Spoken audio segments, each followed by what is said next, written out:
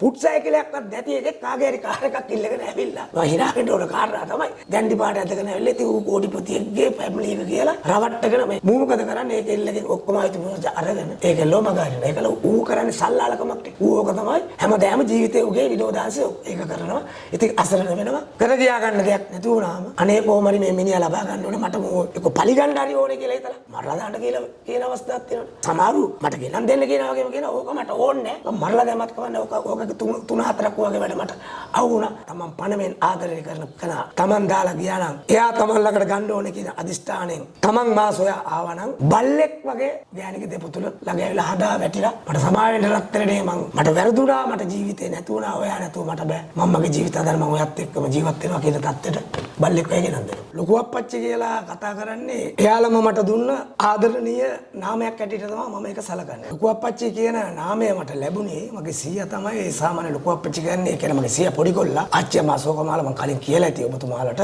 අවුරුදු 23ක යුවතියක්. එයා ආදරය කරලා තිබුණා අවුරුදු 7කට 8කට වගේ කාලයක්. එයාගේ ස්වාමියා විදේශගත වුණා. විදේශගත වෙලා බිරිඳ ලංකාවේ හිටියේ. හරිම රූමත් දැරිවියක්. එක් දරුවෙක් හිටියා ඒ වයස තුලදී. මේ මිනිස්සයා ගිහිල්ලා මාසය දෙක තුනයි කතා බහ කරා. මුදල් ආදල් ලැබුවා හොඳ රක්ෂාවක් අම්මලේ කරගෙන හිටියා. ඉතාලි වගේ හොඳ රටක හිටියේ. ඒදී යම් වෙන සම්බන්ධතාවයක් ඇති කරගෙන මේ දැරිවිට මුදල් ලැබුවෙත් නැහැ. දරුවා ගැන බැලුවෙත් නැහැ. හැම දෙයකින්ම මෙයා පීඩනයට ලක් වෙලා. දරුවත් එක්ක ජීවිතේ නැති කර ගන්න තැනටපත් වෙලා හිටියා. කොහොම හරි මෙයාට මේ ජාත්‍යන්තරය මේවට කියනවා YouTube. ඒ නාලිකාර කොහොම හරි මගේ වැඩසටහනක් බලලා එතුමියගේ දෙමාපියෝ මට කතා කරේ කලින්. මෙයා කනස්සල් එනවා කන්නේ බොන්නේ නැහැ. දිනෙන් දින මරණාසන්න මොහොතට දුෂ්කර ක්‍රියා කරනවා වගේ ජීවිතය අතහැරපු තත්ත්වයටපත් වෙලා ඉන්න නිසා මේමයි අපි හැම තැනකටම කතා කරා හැම කෙනෙකුට අවුණ මෑණිවරුන්ට කතා කරා. පුරුණාස්සලා දාස් ගානට කතා කරා අපි මුදල් දුන්නා අවුණ. ඉතින් විශ්වාසවන්තව මගේ දරුවගේ ජීවිතය බෙරලා දෙන්න කියලා බොහොම කන්න ලව්වක් කරා මට. ඊට පස්සේ මම කිව්වා ඔයාලට මාව හම් වෙන්න පුළුවන්ද කියලා. එයාලා මේ ඊට පස්සේ පොළොන් නරුවට ආව මාව හම් වෙන්න. මම විශ්වාස කළා ආපු නිසා මම ඒ දේවල් එයාලට කරලා දුන්නා. එයාලගේ පවුලේ සාර්ථක වුණා කියන්නේ මාත්‍ය පිළිගන්න පුතේ. අන්තිමේදී මේ මිනිස්සයා ඒ රටින් එයාලගේ මොනවද නිමාඩු දෙනවනේ. නිමාඩු දෙනවා. ඒ නිමාඩුවක් අරගෙන ලංකාවට ඇවිල්ලා අද එයාලා මුළු පවුලම ඉන්නේ ඉතාලියේ. අවුරුදු ගාණක් ඒ සම්බන්ධය බිඳිලා එක දින 7ක් වගේ යනකොට එයාගේ කටින්ම කතා කරලා කියලා එයා නම්බර් කතා කරන්නේ නැතුව හිටියලු සල්ලි එවන්න නැතුව හිටියලු හැමදේම ඒව ඔක්කොම නවත්තලා ලංකාවට ඇවිල්ලා වෙච්ච දෙයට සමාව වෙන්න කියලා බිරිඳගෙන් එයාගේ ආදරවන්තගේ කකුල් දෙක අල්ලලා අඬලා මිනිහා සමාවෙ අරගෙන බිරිඳත් එක්ක දැන් ඉතාලියේ ජීවත් වෙන අදටත් මට කතා කරා මං කොහේ හිටියත් අදටත් එයාලා මගේ ෆෝන් එකේ නම්බරේ තමයි එයාලා මාව තියන් ඉන්නේ ඒවලත් කතා කරනවා ලංකා දෙමාපියෝ මාව බලන්න හදන් දෙනවා අපි රොඩි රේ මිනිස්සු ඇටියට මම එදත් කියනවා අදත් කියනවා නම විකුණන් කන පිරිසක් ඉන්නවා ඒක නම් කවදාකවත් මට නැති කරන්නත් බෑ සමාජයට මේ ලෝකේ කාටවත් නැති කරන්න බෑ ඒක ඉතින් ව්‍යාජ ලෙස ඉන්නේ මිනිස්සු අඳුනා ගන්න එක තමයි හරිත් දේ මම දෙයියන් බුදුන් ඉන්න කෙනෙක් යකු වෙරිට එකක් මම ඉන්නවා නැත්තේ නෑ මොකද සෝන් වල දාපනවා මට මේ අහම්බෙන් ලැබිච්ච ඒ ආච්චිගෙන් අවසාන වතාවට ඉතිමේ පවසපු ඒ ශාස්ත්‍රය තමයි දැන් ඉදිරියෙන්ම තියන්න වෙලා තියෙන්නේ මට ඒක තමයි මොකද දින 7ක් යනවා කියන දින 21ක් යනවා කියනවා මම කාටවත් මේ දොස් කියනවවත්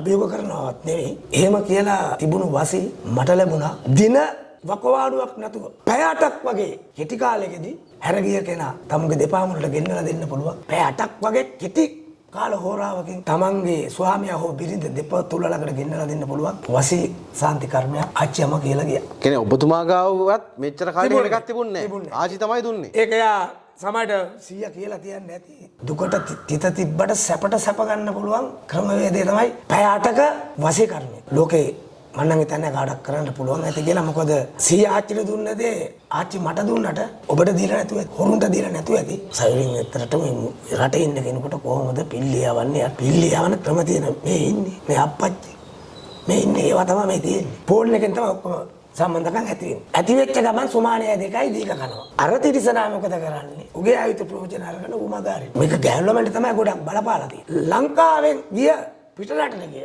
හැමෝටම ඒදි සම්බන්ධතාවත් ඇති වෙනවා. හැමෝටම අනිය සම්බන්ධකම් තියෙනවා. මම මේක හොඳ ආකාරව නොදන්නවා. ඒක පිරිමි පාර්ශ්වයටත් තියෙනවා, ගෑනු පාර්ශ්වයටත් තියෙනවා. අර කොහොමත් ඇති කට්ටකයි රැප්ටිකට අහුවෙලා එයත් එක්ක ආදර සම්බන්ධකම් පවත්වාගෙන මූ තියෙන සේසතම ඌහුරම් කරනවා. ඒකලා ඌ මගහරිනවා. ලක්ෂ කෝටි ගණන් අරගෙන මගහරිනවා. ඒ වගේ දේවල් තමයි ගොඩක් වෙන්නේ.